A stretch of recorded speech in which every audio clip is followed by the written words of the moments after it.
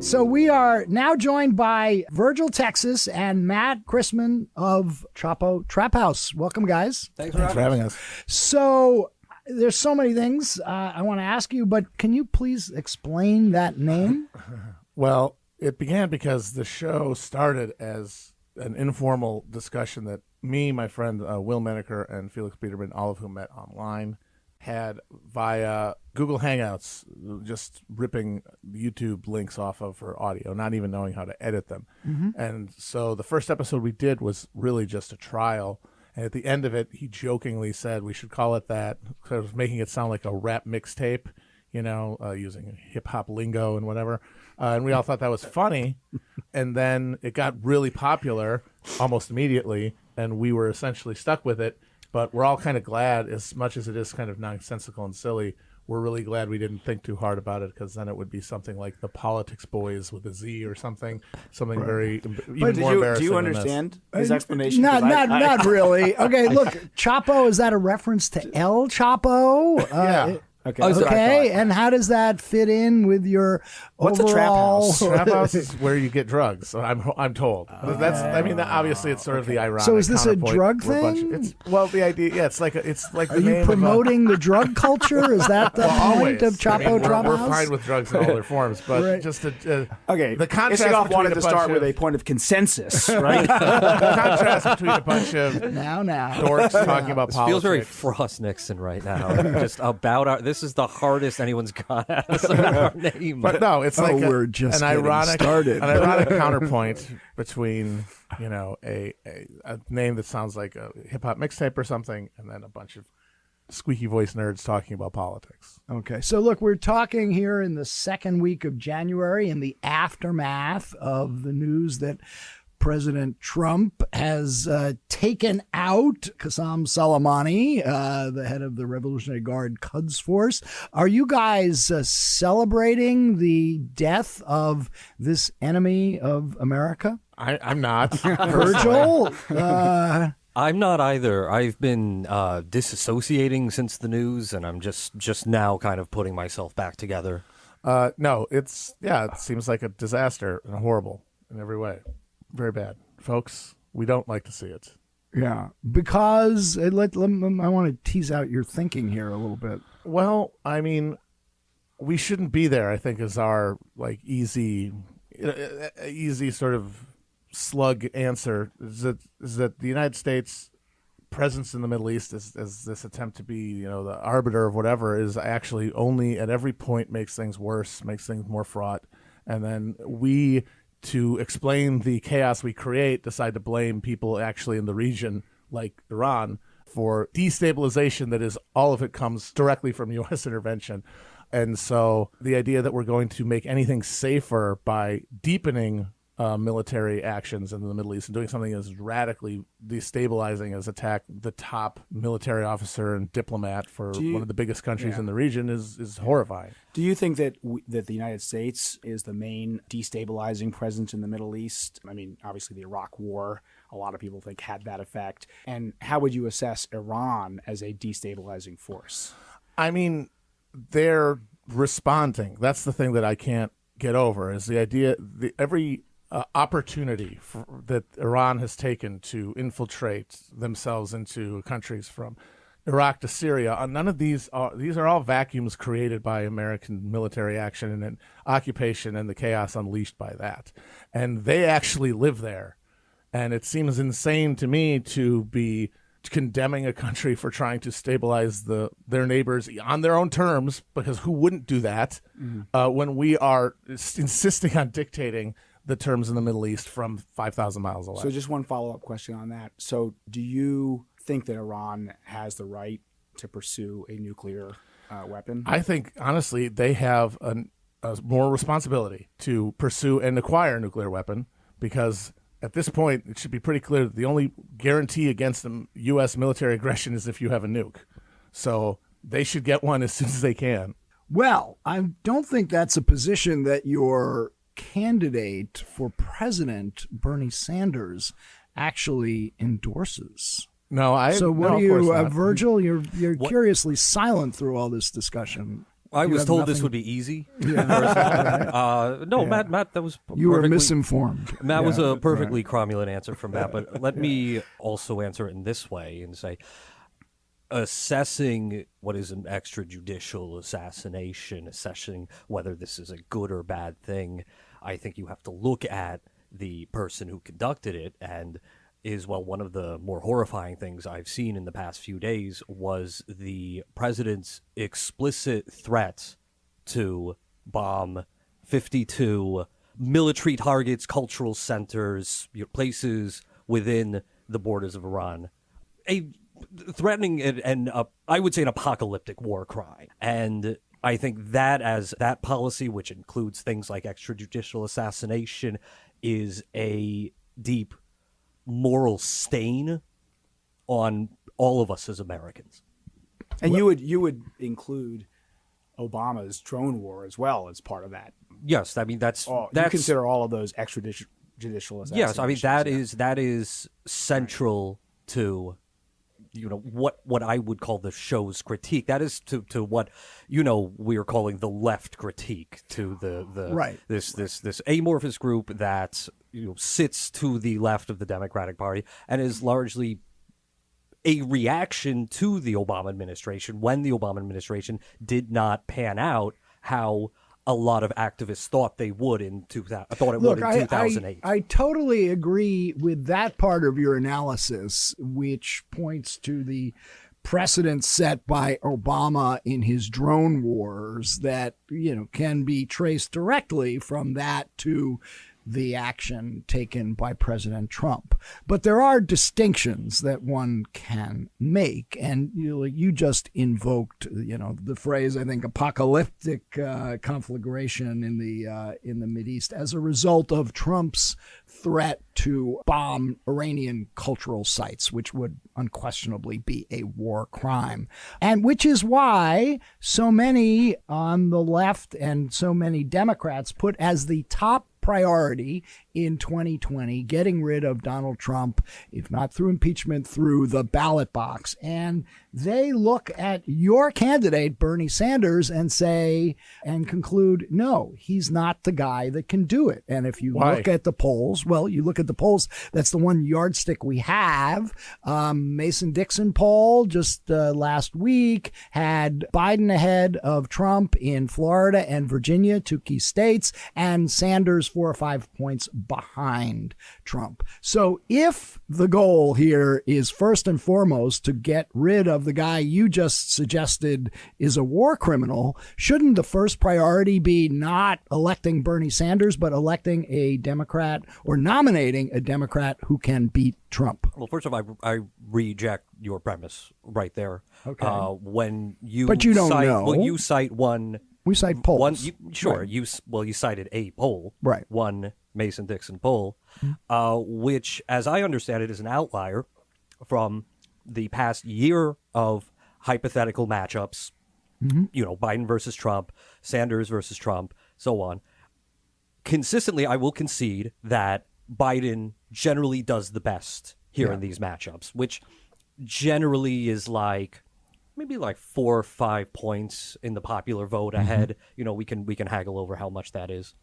But consistently, Bernie does second best in all of these matchups. Bernie, a guy who is a democratic socialist. You want to talk about someone who would do badly if we're only looking at hypothetical general election polls. It's Pete Buttigieg, it's Elizabeth Warren, it's Amy Klobuchar, it's the rest.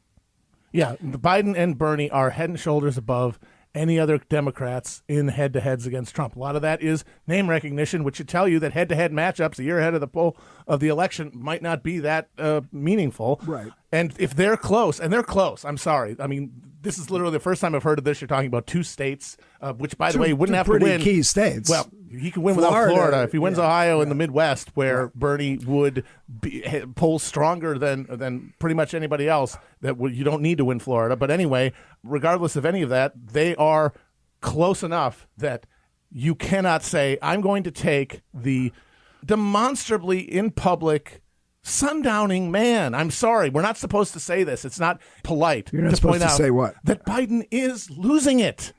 That he is not, his The screen door is open. Yeah. Okay, we know this. You can't say it. Poor Julian Castro said it, and everyone was horrified to point out that he is out to lunch. Right. So you're going to pick a guy who is. Forget the horrible policy. Forget the fact that he has his fingerprints on every awful neoliberal reform, the entire monstrous turn of the Democrats that has led directly to Trump being president, and he is a handmaiden of all of it. Forget all of that. He is just not up to the job, and we're supposed to pick him because he polls better than Bernie a year out of the election in a couple of states or by a couple of points.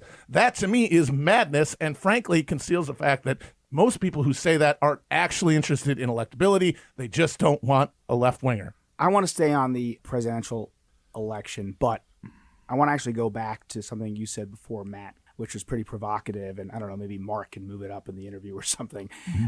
And I'm glad you said something provocative because we have you on the show because we want to expose you guys. I want to say though, I'm not a Bernie surrogate or anything, so I don't want any of this crap of like Bernie wants them to have a nuke. I understand what's possible, what's realistic. Well, I was going to say you didn't answer my question before because I understand that there are political realities. You just asked me about my personal beliefs. That's fine. Yeah, that's cool. But I'm not going to be the NSC if Bernie becomes president. Though I do want to know. You embedded this in one of your earlier questions. Yeah. What is distinct about Bernie's position right now? Bernie's immediate reaction to the assassination. Yeah, well, he used it as a way to draw distinctions between him and Biden, pointing out Biden's prior support for the Iraq War, which he voted for, even though he was conflicted about it. And he draws the distinction between somebody like Biden and the mainstream Democrats who have been in favor of U.S. interventions in the Mideast over the years, and himself, who would tend not to be. Although I got to say, we had Jeff Weaver on the show last week, and I asked him, would Bernie Sanders, given intelligence that Soleimani might have been plotting an attack against American interests, would Bernie Sanders hesitate to use military force to take them out? Hold on a second. And Weaver said, no, Bernie Sanders would not hesitate to use, if there was a threat to American interests in the region, he would use military force. So that seems to be a distinction from where you guys are at. Well, yeah, of course, because so why are you just so enthusiastic about a guy who on a key foreign policy issue doesn't even support your position? Well, no, I'm sorry. I'm sorry. I did not listen to your interview with Jeff Weaver. But, you should. As I understand it, say again? You should. You have an opportunity to. It's out there. But the response, and I guess the official Bernie Sanders campaign stance is, I would commit an extrajudicial assassination. No, he actually, just to be fair, Mike, he did not say. Because there's a lot of slippery words there. He did not explicitly say, if it was Soleimani. That's what he true. said was, if American interests were threatened, interests were threatened, he would use force. So that's the 24 question. That's the fucking question. There's a truck full of explosives that's going to come to an American military base. Where you're going to stop it? Yeah, Senator, would you say no to that? I think we should surrender to the bomb. Yeah, and that's the illusion that the press does is the difference between a direct intervention on something that could kill a specific number of American troops or whatever, which, by the way, hopefully would be less of an issue because ideally, and Bernie has talked about this, they wouldn't be there in the first place. Right. But that is on the same level and is basically the same thing rhetorically as assassinating the head of the IRGC onto the soil at the airport of a freaking friendly country. Well, he's got diplomatic freaking passport. Okay, but I want you to clarify your point on Iranian nukes, and I know this is just your opinion. This is my take, okay? Come on. Take. But no, it's important. So your position is you would support Iran pursuing and obtaining a nuclear weapon, and you're not concerned.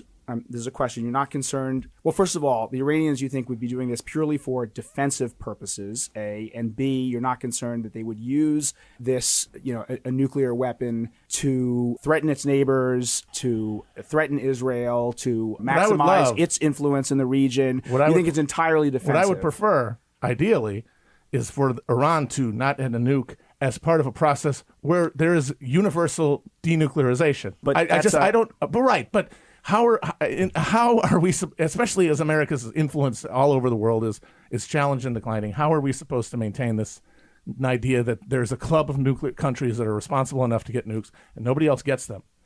And if you're anywhere in like the liminal space of trying to be a regional power, but you're not on our slate of countries that are approved, that we're going to militarily interdict you to the level of threatening to commit cultural genocide against you unless you get a nuke. I'm just saying is that all of this means that the only rational action for these countries is to pursue nuclear weapons. I'm not saying I'm going to help them. I'm not going to smuggle. I'm not Carl Fuchs. I'm not going to smuggle in the uranium. Yeah. But it is in their interests to do it because they did the nuclear deal. They did it. And what happened immediately afterwards? We got a new guy in, tore it up, and immediately started. Did you guys support the nuclear deal? Yes, that was the one thing of the Obama administration that I think was an unambiguously good thing, and I was happy he did it. And it's like it's on the sheet for me. Obama, it's a lot of bad and a few of the good things. One on the top for me is the nuclear deal. Yeah. So absolutely. No. What are a couple of other top things? I'm saying now in this new era, I mean, how are you supposed to, with a straight face, say America should be overseeing anybody's nuclear anything? We have no credibility. It's all gone. And I know we don't want to believe that, but how are you supposed to spend 2.5 years talking about how terrible Trump is and how he's destroying our reputation around the world, doing X, Y, and Z, and then say we still have the standing? Because how can we say we're not going to elect another senile game show host any fucking time? And building on that, I apologize. I should have framed this a different way. What I meant was you seem to imply that Bernie's not what I want in terms of Middle Eastern policy, when his response among all of the top level Democratic presidential candidates, his response to the assassination was uniquely what I want. It was to say, in no uncertain terms, that this was bad. This was a crime. I don't know, exactly what word to use. I will get us out of the Middle East. Yes. Yeah. We are getting out of the Middle East. And nobody else said that. Maybe Marianne Williamson said that. Actually, Trump has said that, right? Yeah. I mean, but isn't that now he's sending more troops in? So. They all okay, but Trump is not a guy who has had compiled a voting record over the past 30 years in the U.S. Congress against these foreign interventions. And as well, when we're talking about whether any foreign government can trust us to maintain our commitments, you could say, well, Trump was an aberration. We'll go back. We'll have a normal president now who keeps our treaty obligations. And then the Iranians have nothing to worry about, when literally every single U.S. senator, except for 2, voted to increase sanctions on Iran 2 years ago. And those 2 were Rand Paul and Bernie Sanders. While they were in compliance with every element of the treaty. I got another one for you. What about providing military aid to Ukraine to fight Russian aggression? No. Good Lord, no. You Terrible guys, idea. You agree, Virgil? I gotta be honest with you. I do not care that much about foreign policy, except when it is just like in your face. You're staring at the unblinking eye of horror and American aggression and war crimes and seeing all the lunacy and racism that it unleashes. So when it comes to arming Crimea, probably not. I don't know. What do you guys disagree? Do you guys disagree on? What do you disagree on? Oh yeah, okay. So with the Star Wars prequels, we have had hours of discussions. We can go to the tape on these. It's on our show, on a show called Star Wars Minutes. Are the most controversial episodes of Star Wars Minute to date. Yeah, he insists that the prequels are somehow all right, good. Well, since we're on pop culture, I hear that you guys are not big fans of The West Wing, and that The West Wing has kind of poisoned a generation of Democratic operatives, that, the belief that you can make a high-minded speech and transform American politics. My now 15-year-old daughter just discovered West Wing, and she's been binge-watching it. So I guess I might be poisoning her mind. So what's the problem with West Wing? I think the essential problem with West Wing is that it says that what matters in politics is intentions, that the way that political change happens is through persuasion, but not of the people, importantly, of other people in the room with you, of the other party. People, the assumption is because it's a TV show with characters. Well, right. I'm just saying is that's not what gets communicated is that you get Republicans and Democrats in a room and they all want what's best for the country, and you talk it out, And I think that the Obama administration, by their own admission, operated under those principles. They all have said as much. And then they ran into the modern Republican Party in the form of Mitch McConnell, and they were absolutely poleaxed by it because they kept waiting for him to act like someone from the West Wing, someone who had some higher thing that he cared about, and it never happened. And then they had no response to it. That's my main issue. So, look, I mean, the principle Obama operated under is that we're a diverse country with diverse interests, and they are reflected in the Congress, in our political system, with people with vastly different perspectives on the world than you guys have. And so then the question is, do you try to work with people like that to compromise, or is it all my way or the highway? What gets something Now you're really in their accomplished wheelhouse. here? Okay, What are the diverse interests? what are the diverse interests? Yeah, you said we're a country of diverse interests. Well, obviously, Some people are very Christian and other people are very secular. So those are Okay, diverse interests. But those are not really political interests. Like generally, we have some 90% support for religious pluralism. No one, very few people want to make a theocracy. When you say diverse interests like that, it sounds like, I want to eat spaghetti for dinner. I want to eat, what's another food? Hamburgers. That's great. I was going to say lasagna, but that's too close to spaghetti.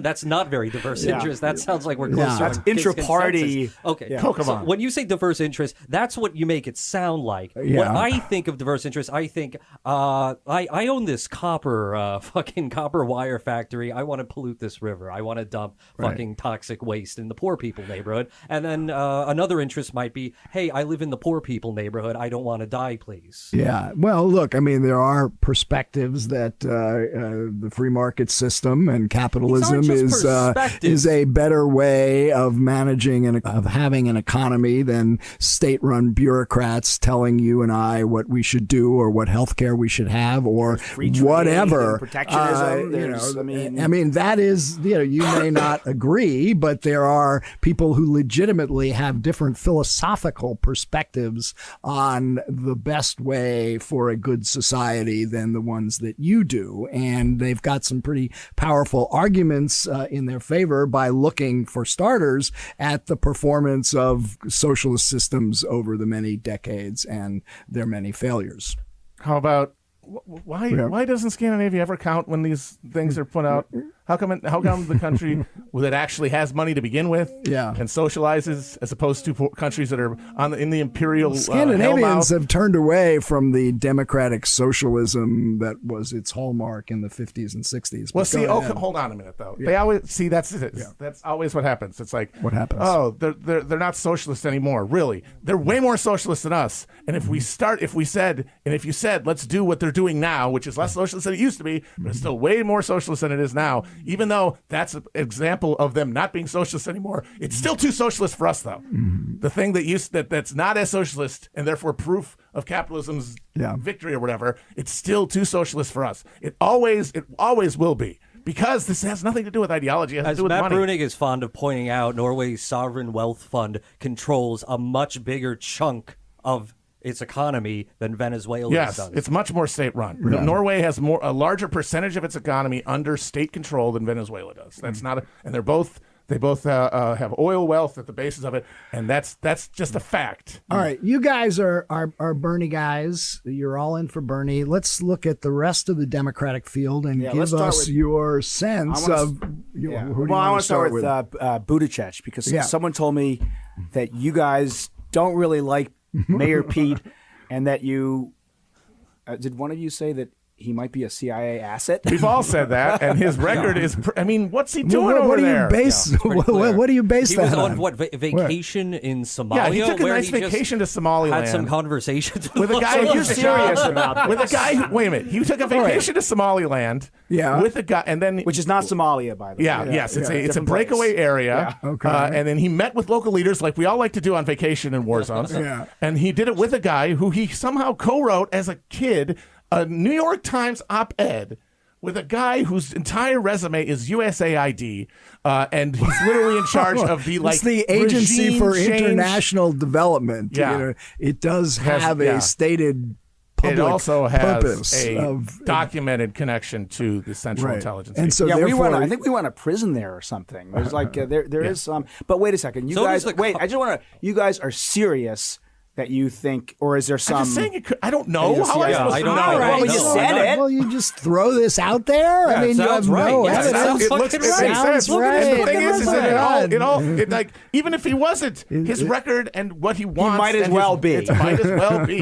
So it's like I don't understand what difference it actually makes. But It's not what like you- if he wasn't in the sounds CIA, like he'd be the worth supporting. intellectual But what's your main rigor issue of with Roger Buttigieg? That's Stone not- here. I mean, sounds Honestly, right. I will Must say, be. I will say this: the one argument against Mayor Pete being a CIA agent is, if that fucker could put CIA on his resume, top secret CIA guy, you would not hear the end of it. That's true, 'Cause It's yeah. not like he's ashamed of Okay, that. so look, if Buttigieg were to get the nomination and be the nominee against Donald Trump, would you support him? What does support mean? What do you Would mean you by vote that? for him? I live in New York. What difference does it make? Well, you cast a vote. I mean, I probably wouldn't. You probably would not, Virgil. I don't know. Would you want him to beat Trump? What difference does that make? This is Well, all. you see no this is- difference. This is the shit that drives me insane. I am just a guy. We're all just guys. What we want about anything doesn't matter. You're guys with an audience. so That's what- why we have you on. But this is all meant as People chaff listen to to go away from the you. essential argument. The essential argument is we are at a fucking crossroads. We are at a crucial moment. We either change the way things are done or we go down this road that is leading us Okay, to all right. apocalypse. So Mayor Pete, and whether you or not and- Mayor Pete gets it or not, who gives a shit at that neither, point? neither one of you would commit to even voting for him against Donald Trump. What about Klobuchar? I don't care. Yeah, I live in New York, as I said. It's Again, not, for me, I mean, it really depends what the general election campaign, how that shakes out. all right. So this is a maybe vote for Klobuchar. But here's what's absurd about the question. We know that what people like Mayor Pete and Klobuchar are saying now, as kind of frankly shitty as what they're saying now is, what they're going to be saying in 8 months is going to be different all over again. More broadly. So if Amy Klobuchar, if she gets the nomination and then pivots at the convention and says, "I'm a Nazi. I am a National Socialist in the Hitler kind, and I'm more of a Nazi than Trump, sir." and I want to. She says that she wants to make America a white ethno state and murder all the minorities. I would not support her. right. I would want her to lose. Rather than asking about you guys, let me ask you where you think your audience would be if you obviously have this very intense Bernie bro audience. I think, if Bernie doesn't get the nomination and it's not Warren, who I assume would be your second pick, and it's one of the others, Biden, Buttigieg, Klobuchar, where do you think your audience I'll tell you would this, be? and I hope everyone listening who is on the fence, maybe they don't like Bernie, maybe they don't think he can win or whatever. I'll tell you right this. Our audience will, as a block, refuse to vote for whoever gets the nomination, which means Wait, if it's not Bernie. yes, which means that for everybody who, as you said, is concerned first and foremost with defeating Trump, they are morally obligated to vote for Bernie in the primaries. Yeah. Because he is the only one who has a significant chunk of people who will not vote for the nominee, which means you have to pick him. Because if he doesn't get the nomination, you're SOL. So if you're really concerned, as you said earlier, with electability, Right. you have to pick Bernie. Okay. Okay, I got one more question about you guys, which is it's like a generational question because you guys are like 20, 30 years younger than we are. And you probably come across to some of our audience as passionate or Cool. angry. Cool guys. Right. Yeah, cool And- dudes. Right, yeah. A little angry. And I want to hear would you agree that you're angry about the situation in this country right now? Is that a fair Yeah. Okay. I mean, I So- think I'm not, and then I start talking about it, and I get really angry. So that's what I wanted to probe a little bit, and I think there are a lot of good reasons for people in your generational cohort to be angry. But I want to hear from you guys. Why are you angry? Why do you think that you guys have been fucked? I guess by us, or mostly by Isikoff. So just talk about that a little bit. How Isikoff fucked up? No, but you know, I never heard of you guys like, until 2 weeks ago, so I don't think I But could have the fucked boomers. you. Okay, right, boomer. Right. Okay. I don't take seriously this idea of generational politics. Yeah. I There are mean, plenty again, of poor I boomers. think we're pretty clear, and you've got a copy of our New York Times best-selling book, The Chapo Guide to Revolution, a manifesto against logic, facts, and reason. And we make pretty clear in our book, I like to think, that what we're recommending people use as a heuristic for explaining the economy and political situation, and frankly, the material forces that shape their lives. You shouldn't look to culture. Don't look to this, boomers versus millennials, generational divide. Look to your material class interests to dictate the, political circumstances we find ourselves in, who in America, gets to live where, gets to do what for a living, or even has to work, who, as a group collectively, whose interests are represented by Congress, by the presidency, by the judiciary, by the, DC land, and which views get promulgated in the media. Well, that would be us, right? Yes. We that's decide how that, Isikoff functions. There you go. Okay. Perfect answer. Well, on that note, I kind of like that as the tagline for this episode. I think that's the title of the episode. Anyway. I know a lot of you have listened to this already, but if you haven't, you absolutely need to hear this. It's one of the most fantastical things that we've done. And I think it's something that, in the span of about 30 minutes, like totally explicates our politics right now. Like totally is the perfect example of what the divide is, particularly in the context of the primaries. But I think in our generational politics, more broadly. I would argue that it is a case of Kuhnian incommensurability. There is a link in the description of this episode. It starts at around 37 minutes. Yeah, don't listen to the beginning. Unless you're a real pain pig. Last week, the classic Matt and Virgil dyad made a house call to a competing podcast. Yahoo News' flagship podcast, Skullduggery. Ooh. Hosted by veteran journalist Michael Isikoff and editor Daniel Klaidman, both formerly of Newsweek, now with theoretically existing news source Yahoo News. Yeah, they're from Newsweek. And remember, for the younger kids, there was a period where the Newsweek was an actual magazine. It came out every week. You could buy it in airports. It was not just an aggregator of nip slips and side boob shenanigans as it is now. Wasn't it also bought out by one of those competing, like, Mooney sects, and not the one that bought out IBT where Brendan used to work? Newsweek was, Tina Brown took over, if memory serves. Oh, yeah. And it was either absorbed by the Daily Beast or merged with it in some fashion, and that didn't work. The Daily Beast, spun out, and Newsweek, I guess, became an orphan. Just a poor foundling child wandering the streets. Just a ragamuffin walking through the news alley. As story, sir. As often happens with orphan news sources, it's been purchased by a religious sect. Yeah, that's the future. Yeah, just cults. I wouldn't really call it a cult. It's more like a scientific method for living. But we are talking about Yahoo News, and I want to give some context for this. When Matt and I agreed to do this, we regretted it. We had no idea why we said yes to this. He said, hey, who wants to do the Yahoo News podcast with me?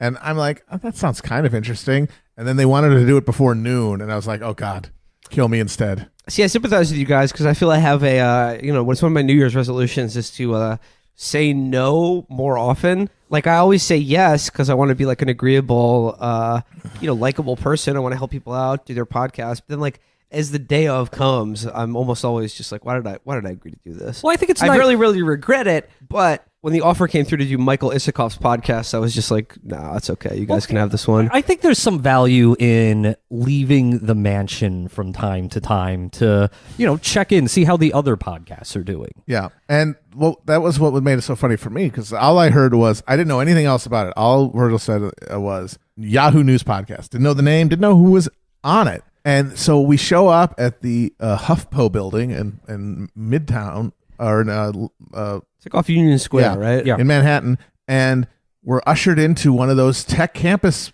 things. It's like there's a room, there's a big giant lobby, there's a desk, but then there's a big dark room with a bunch of people behind screens, and then giant screens. It literally looked like there was a guy in there talking about where Jason Bourne was and about fucking Blackbriar and Treadstone. It was a legit multi-feed control center for like a real news network would have, but the images on the screens, the chyrons, I recognized none of it. No, it was very alienating and confusing. And then we went past it's a satellite zooming in, and then some guy in a suit is like, "Oh my God, that's Matt Christman." And then we go past, of course, because it was around the lunchtime, the mandatory tech free lunch buffet of like Asians rice bowls and shit. And then to this tiny little room where I'm introduced to Michael Isikoff, who I recognized as a big dick reporter from the Clinton and Bush era, the guy who broke the Lewinsky story, who broke a bunch of stories about the war on terror and torture. And I sit down with Virgil in this tiny little room. They close the door and they're settling it up. And I'm just like, oh shit, this is a fucking ambush. It was a hot room too, so I had to take my clothes off. He got nice. He was totally nude during that entire interview. On the way there, like a little baby seal. On the way there, I was very hungover and sleepy. I was not on my best. I was feeling very bad. It's that really awful feeling when your body's temperature is just not working. It's just wrong everywhere. Yeah. So I'm like incredibly hot wearing a winter coat when it's like 25 degrees out. Yeah, not good. Not good, folks. Not good. So I demanded to see the snack area, and I got a slice from the Coke Freestyle machine, a Fanta, I suppose, and a banana. And then we go in there, and they sit us down, and Isikoff explains that he had no idea who we were until 2 weeks ago during Christmas break, when he was confronted by 3 20-somethings who are relatives of his who all listened to Chapo, and they were, I guess, like giving him the okay boomer, old man, your power does not run here. We don't care about your fucking... Yeah, the future is now, old man. Yeah, it's like, we don't care about your takes on the political space. You're fucking fossil. We don't give a shit. Because keep in mind, Isikoff is, he is a veteran journalist. Yeah. And he's an old man. He's like 67. And he was, in the war on terror, he broke, like, for instance, the story about that we were desecrating Qurans. We were flushing them out down the doo-doo toilet. Yeah. And that was like in 2005. And, that was a story that caused riots overseas because it cut against the heart of the Bush administration's message, which is, no, this isn't like a religious thing. We respect Islam and all that shit. And they were actually forced to retract the story, but it came out as a separate report came out a month later saying, "Oh yeah, by the way, we're desecrating Qurans left and right." Yeah. This whole torture base is like a whole like Quran desecration factory. See, I just remember Isikoff from he was like a perennial guest on like Olbermann and MSNBC at like the height of the Bush administration and the war on terror, and kind of a perennial thorn in the side of like. I recognized him when he introduced himself. Like, oh shit, I remember you. He from wrote TV. a book called Hubris, which was about how the Bush administration lied us to war and how we're torturing people. I guess I don't want to jump ahead of you too much, but like that's why when I listened to it, it was so surreal, like knowing his CV and the questions he was coming up are like trying to nail you guys with. He's like, well now, are you telling me that you think the CIA is inherently evil? I'm just like, when we sat down and after he explained that, I was like, oh shit. This guy wants to own us. Like, he's inviting us on here because he was annoyed by his smug younger relatives, and he wants to like show them up, have their heroes on the show, and then flay them. So he'd be like, "See, these are the guys you think are smart? No, I'm smart." So again, just to set the scene, this was an ambush. Mm-hmm. And they said that at the beginning that this is we got you. Yeah. And we were not ready for that. I thought we were just going to be patiently explaining the show and its premise and shit. So you guys met on Twitter? Yeah, exactly. like 30 minutes of that bullshit. Well, I mean, you guys like Bernie Sanders? That's crazy. Well, the thing is, you guys basically did explain the premise of the show quite well. Yeah, and so I'm hungover as shit and dying in this hot room. Eating a banana. Yeah, and Matt's like, what's going on? Yeah, I was like, oh shit. Matt's like Matt's like, he's like doing a line of coke and the cops walk in. Yeah, no, because I am incredibly insecure. I think I'm always worried that someone's going to expose my fraudulence. Then I'm like, this is a real reporter here. This guy knows his shit. He doesn't just read books; he writes them. Yeah, multiple books. And again, I mean, we thought Isikoff was he was like a critic of the Bush administration, which I guess is the case. But he's also, I'm told, like he's a conservative guy. Mm-hmm. And I don't think he's necessarily anti-war because, like, generally, if you're like a NatSec reporter for 25 years and you're like held in esteem by other NatSec reporters, that there are pretty narrow parameters. Like, there's boundaries you cannot cross. You spend way too much time breathing in the fumes at fucking Pentagon and Langley to not be affected by it. Like, the only exception to that would be like Seymour Hersh, but he's mostly hated by his colleagues. He has his small like collection of sources who are secret, and he's never, whoever the hell they are, but like it's not like he's hanging out at the commissary in like a fucking Alexandria, Virginia or something, or like fucking Tyson's Corners or whatever. So he just, they call him up and he does it. Yeah, because if you spend too much time hanging around with military dudes, you're eventually going to absorb their worldview. So you should listen to this entire thing, but I want to play 3 representative clips to give you an idea of how this interview went. No, it's like we're just an ironic counterpoint between, a name that sounds like a hip-hop mixtape or something, and then a bunch of squeaky voice nerds talking about politics. Okay, so look, we're talking here in the second week of January in the aftermath of the news that President Trump has taken out Qasem Soleimani, the head of the Revolutionary Guard Quds Force. Are you guys celebrating the death of this enemy of America? I'm not. Virgil? I'm not either. I've been disassociating since the news, and I'm just now kind of putting myself back together. No, it seems like a disaster and horrible in every way. Very bad. Folks, we don't like to see it. Yeah, because I want to tease out your thinking here a little bit. Well, I mean, we shouldn't be there, I think, is our like easy sort of slug answer is that the United States presence in the Middle East is this attempt to be, the arbiter of whatever is actually only at every point makes things worse, makes things more fraught. And then we, to explain the chaos we create, decide to blame people actually in the region like Iran for destabilization that is all of it comes directly from U.S. intervention. And so the idea that we're going to make anything safer by deepening military actions in the Middle East and doing something as radically destabilizing as attack the top military officer and diplomat for one of the biggest countries in the region is horrifying. Do you think that that the United States is the main destabilizing presence in the Middle East? I mean, obviously the Iraq War. Obviously. Oh, yeah, that. And how would you assess Iran as a destabilizing force?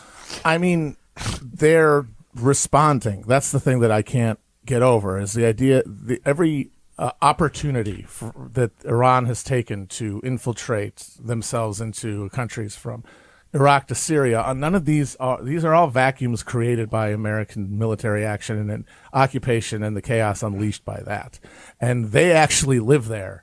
And it seems insane to me to be condemning a country for trying to stabilize their neighbors on their own terms, because who wouldn't do that when we are insisting on dictating the terms in the Middle East from 5,000 miles away. So just one follow-up question on that. So do you think that Iran has the right to pursue a nuclear weapon? I think, honestly, they have a moral responsibility to pursue and acquire a nuclear weapon because at this point it should be pretty clear that the only guarantee against the U.S. military aggression is if you have a nuke.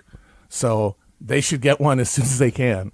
Well, I don't think that's a position that your candidate for president, Bernie Sanders, actually endorses. Those were the first questions after the preliminary question. After asking us where we got the name from. Is that a drug thing? Yeah.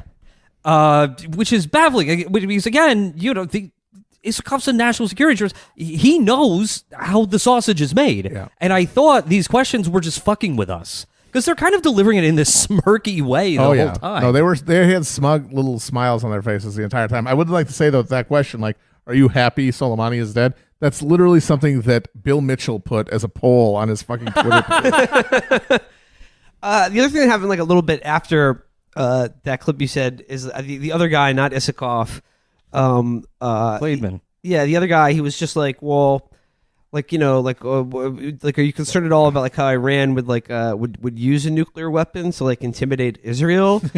And I don't know if you guys like touched on this, but like my response to that is like, well, Israel has like a whole host of nuclear strike and counterstrike options. So if Iran intimidated them with a nuclear weapon, I mean, they'd just be like, that's just deterrent. Like Israel is free to intimidate back with their existing arsenal of nuclear weapons, right?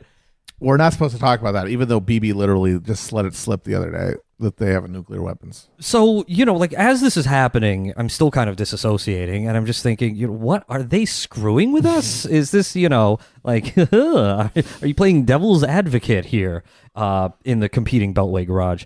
And I mean, I guess they're not. That's kind of a fucking frightening thought, especially since like that the follow up to the Soleimani thing about nukes. It presupposes that the Iran has an existing nuclear weapons program, which I'm sorry, they don't. There's been no evidence that they actually are pursuing a nuke. Yeah, that's the other thing. It's purely a thing we have ginned up because they're enriching uranium, which you also use for domestic reasons. So it's like they're buying into a premise that is pure Likud propaganda and then throwing at us like it's a real thing. Well, Matt, I'm just to slightly push back on you there. I mean, I think they're certainly enriching uranium, as you know, any of the international observers has verified, but it's their right to do under the terms of the treaty. But no, I mean, like they're at such a point where, like, if you can enrich uranium to a certain point, it wouldn't take very much for them to spin it up to the level that you would need to create. And also, why even ask any of these questions? Like, you wrote a book about the Bush administration, which was also an incompetent administration, but one that could, you know, like dress itself and put the right shoes on the right feet. You wrote a book about how they lied to get us to war in Iraq, and the murder of Soleimani was conducted by a senile game show host who gave the options presented to him about as much scrutiny as he would give a McDonald's drive-through menu. Yeah.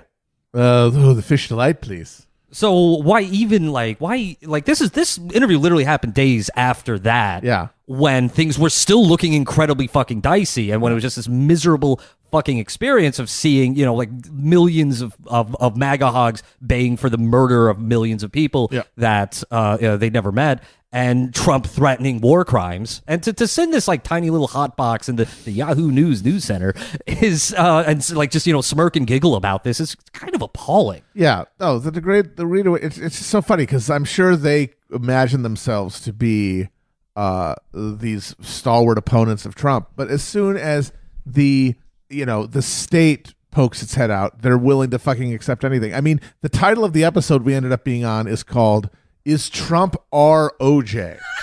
I don't even know what that means. I'm not going to find out. I mean, don't tell me if you know. He's a guy that gets away with crimes, I guess.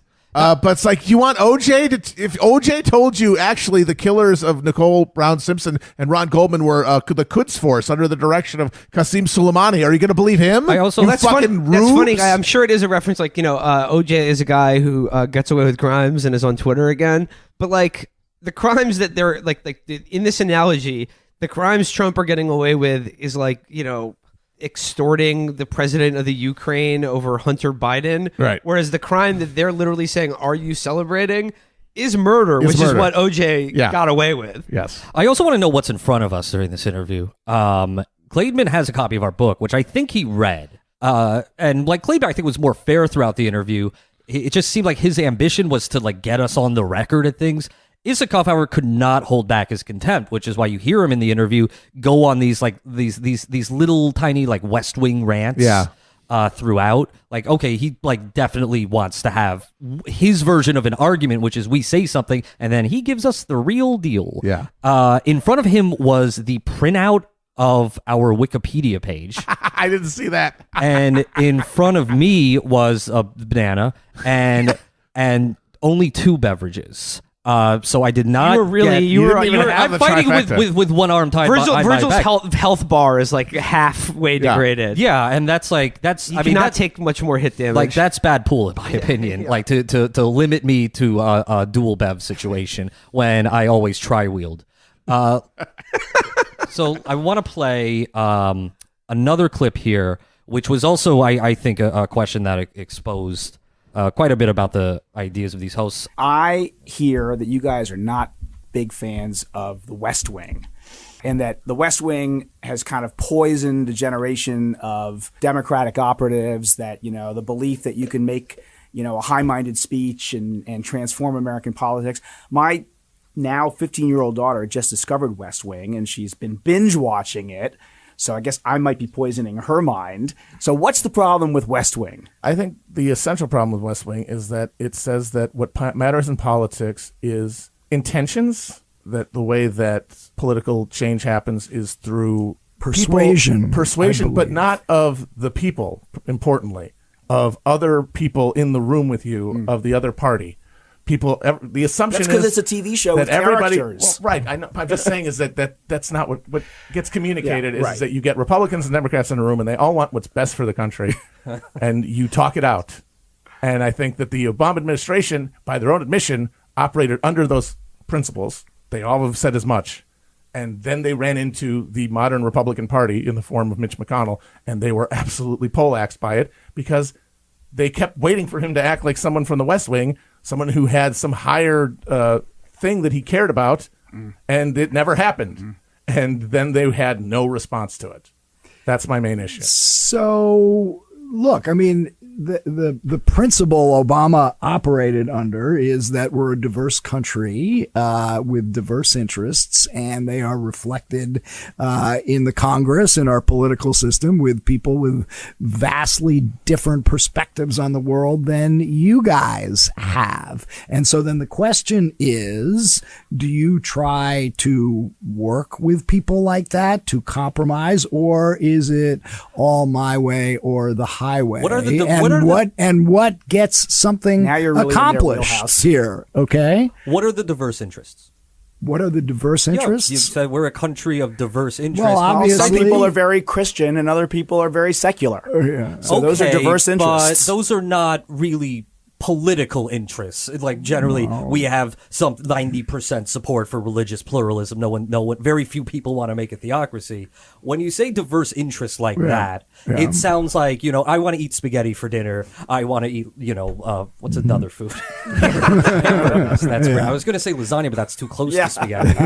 That's not very diverse interests. That sounds like we're close to That's a intra-party. consensus. Okay. Pokemon. So when you say diverse interests, that's what you make it sound like. When I think of diverse interests, I think I own this fucking copper wire factory. I want to pollute this river. I want to dump fucking toxic waste in the poor people neighborhood. And then another interest might be, hey, I live in the poor people neighborhood. I don't want to die, please. Yeah. Well, look, I mean, there are perspectives that the free market system and capitalism is a better way of managing and of having an economy than state-run bureaucrats telling you and I what we should do or what healthcare we should have or Free trade whatever. and protectionism. I mean, that is, you may not agree, but there are people who legitimately have different philosophical perspectives on the best way for a good society than the ones that you do. And they've got some pretty powerful arguments in their favor by looking, for starters, No, they don't. False. of socialist systems over the many decades and their many failures. How about They have powerful arguments. So what are you going to do? They've got powerful arguments. They've got args on They their got side. args. What else? Because that's what it's about. It's about winning in the battle of ideas. It's not a contest of powers. It's not, we have more people in our coalition than you do because they have a common interest that unites them and that we can dictate to you, the small minority who would literally exploit them for profit.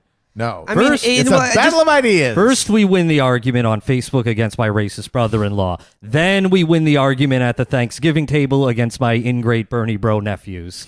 Then we win the argument on the podcast. Then we win. Yep. Well, I mean, I think like that thing there, like his pitching about the diverse interests in this country, and what are you going to do to compromise with them? We're like, we have to come together. It's a diverse nation. Blah blah blah. Interests. I think it's very telling because it gets to your point exactly, Matt, about how politics is not about having good arguments. It's about wielding power. And the fact of the matter is, the left doesn't have any power.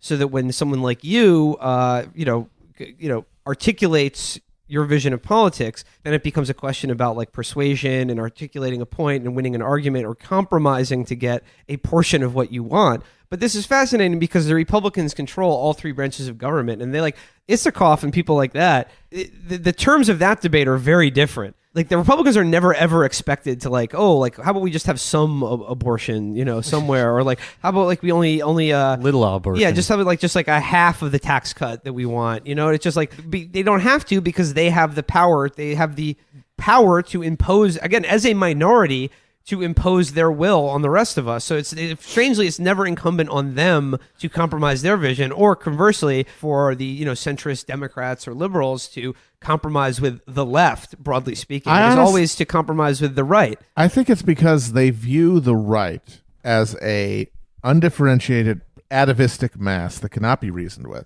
It's just a fact of life. And that governing is done by they're the Morlocks. And then you got the Eloi, whose job it is to like govern and figure out how to apportion things and keep them in their Chick-fil-A and Golden Corral, all you can eat fucking chocolate wonderful. Yeah, it's the alpha pluses and the epsilons. Absolutely. And so it's like, how do we negotiate with this black throbbing force that's within us? This eldritch horror. Yeah. And everyone else is sort of like the left and the liberals are all on the same side of civilization against this uncivilized horde, which can't be reasoned with. And so therefore, all politics becomes a question of negotiating with this unreasoning force. But if you're on the left, well, you know better. You're not a savage. You're not an oaf. You're not a Morlock. You need to be reasoned with. You need to be dealt with. We need to make a deal. They're also mad that we were angry.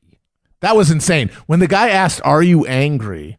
I was just like like I was saying, I was panicked when we got in there because like, are we going to get owned? And then they started asking questions. And about 5 minutes into it, I realized they have nothing. Nothing. This is nothing that I haven't heard from a dozen like sad centrist accounts on Twitter. We've been making fun of a guy talking about like how having his celebrating Christmas alone with his pot pie and his black coffee. He has the same owns that these professional fucking journalists have. These are like literally 30 plus year Beltway veterans, and it's like you just sound like the fucking imbecile accounts we've been owning for 10 years. Yeah, like I forget who said this, but what this comes down to is that like for the leftists, you hear this, it's like, this is your fucking argument? This is nothing. We've been hearing this, we've been arguing this about our entire lives. But for people like Isikoff, they have only been in social situations where these people smugly say these owns back and forth. They've never heard a response to one, so they assume there isn't one. And it's like, well, have they considered Venezuela? And then they chuckle over their Chardonnays, and then they talk to someone who actually has heard that 5 million goddamn times and knows a fucking response, and they literally have no way to deal with it. Which is why there was no follow-up to any of your answers. Well, they just moved on. That was the funny thing. Because they were operating under the fiction that, oh, okay, we're getting them on the record. This is just like a hardball interview. When Isikoff gives away the game because he can't resist doing his dinner table owns. Yeah, and then when we respond and he has nothing to say, it's like, well, let's go to the next question on the sheet. It's like, how is that not, since you're the one making the questions, how is all of that not an admission that you have no response? Because you're the one who decides what the questions are. So I want to play one more quick clip here, and this is a good segue into what we will be talking about for the rest of the episode. They pivoted to the election, and by what they wanted to talk about was, okay, Pete Buttigieg, will you support him if he's the nominee? Okay, next up, Amy Klobuchar, will you support her if she's the nominee? And I swear to God, if Matt hadn't told him to shut the fuck up, they would have just gone down the list of everyone. What if Michael Bennett were the nominee? Would you support him? John Delaney, if he were the nominee, would you support him? So eventually, Matt delivered this excellent response. What about Klobuchar? I don't care. Yeah, I live in New York, as I said. For me, it really depends what the general election campaign, how that shakes out. All right, so this is a maybe vote for Klobuchar but here's what's absurd about the question. We know that what people like Mayor Pete and Klobuchar are saying now, as kind of frankly shitty as what they're saying now is, what they're going to be saying in 8 months is going to be different all over again. More broadly. So if Amy Klobuchar, if she gets the nomination and then pivots at the convention and says, I'm a Nazi. I am a National Socialist in the Hitler kind, and I'm more of a Nazi than Trump, sir. and you know, I want to. She says that she wants to make America a white ethno state and murder all the minorities. I would not support her. All right. I would want her to lose. Rather than asking about you guys, let me ask you where you think your audience would be if you obviously have this very intense Bernie bro audience. I think, if Bernie doesn't get the nomination, and it's not Warren, who I assume would be your second pick, and it's one of the others, Biden, Buttigieg, A lot more on that Klobuchar, later. where do you think your audience I'll tell you would this, be? and I hope everyone listening who is on the fence, maybe they don't like Bernie, maybe they don't think he can win or whatever. I'll tell you right this: our audience will, as a block, refuse to vote for whoever gets the nomination, which means Wait, if it's not Bernie. yes, which means that for everybody who, as you said, is concerned first and foremost with defeating Trump, they are morally obligated to vote for Bernie in the primaries, because he is the only one who has a significant chunk of people who will not vote for the nominee, which means you have to pick him, because if he doesn't get the nomination, you're SOL. So if you're really concerned, as you said earlier, with electability, right, you have to pick Bernie. Okay. God bless Matty B. Stats. Matt Burdig, the ultimate response to all this shit about will you vote is no. So you have to pick Bernie. Yeah. If you care about electability, you have to pick Bernie, because the Bernie Bros won't vote for any alternative. Yeah, shout out to Matty B and Carl Bayer too, who is also a pioneer of this particular line of argumentation. And it's undefeatable. There's no response. It's really the perfect answer, because originally the way this conversation went was they were asking us as individuals who we might vote for, and Matt says, "I live in New York. What do you fucking care? What does it matter?" I think that it doesn't matter anywhere what your individual voting decision is, because that's just like, what do you fucking care? That's just saying politics just boils down to basically an individual consumer choice. Well, what it is that they're trying, because the big problem for the centrists, I've been thinking about this, and this is what I've come up with. You guys can tell me if I'm wrong.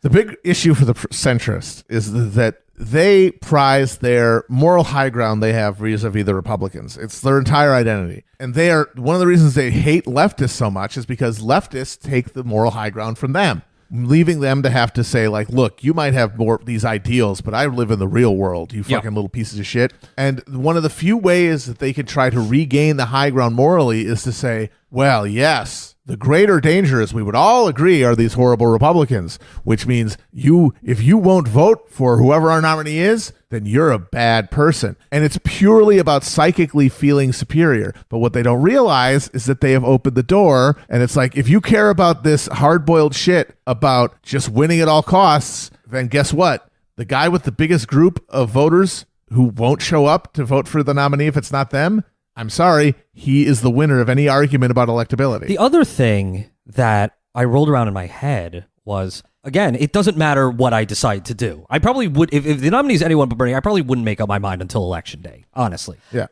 But something that does matter is what people would collectively do if someone like Pete Buttigieg won the nomination. And something I realized was, if Pete Buttigieg were the nominee, it's not just whether or not I'd vote for him, it's whether I would do anything on his behalf. Yeah. And the answer is I would do nothing for him. You would do nothing for Pete Buttigieg. I would not. Honestly, like if it was, I mean, I wouldn't have to wait that long. I mean, living in New York City, I would not vote for Pete Buttigieg. Well, it's not even vote. Again, it's, would you volunteer for him? I would not. Would you donate money to him? Would you defend him against the Republican attacks when they swift boat him about I would not lift military record? And our show would not talk about him in any positive way. Would you hold we would back from basically ignore the criticizing presidential election if it was those guys? I mean, would you even hold back from criticizing Not him? in the slightest. No, and that's honestly the sentiment. Like, whether or not they're willing to say it, that's really the sentiment from most people that I know and people that I'm familiar with who are like prominent Bernie supporters. It's like not that, all the Bernie people will get absorbed into Pete Buttigieg's general election campaign. It's that, well, all right, fuck off. No, I mean,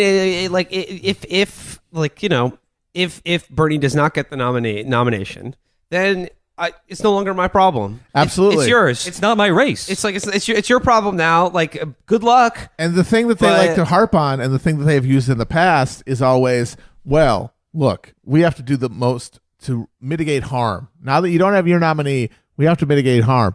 But a large percentage, and I would say a significant enough to maybe even determine the outcome percentage of Bernie supporters, see this election, I know I do, as the last off-ramp to apocalypse. So I'm sorry, in the long term, there is no difference between a Biden presidency and a second Trump term. There is no difference between a Mayo Pete term and a Trump term, in that we are not bending the curve away from Armageddon enough for it to matter. So the question isn't really, do I support, if people are the nominee, would I support Pete or a third party candidate? The question is more, would I even care about the electoral process at that point? I think one thing that really gives it away is the number of people who are pre-angry at Tulsi Gabbard because they see her doing a third party run and then like being the nadir of 2020. And you could, when you see the people mad at Tulsi, like they're all heading themselves up as Putin is going to get her to be the third party and she's going to split the debt and it's like, you know what? That might happen if you nominate a Biden or a Buttigieg.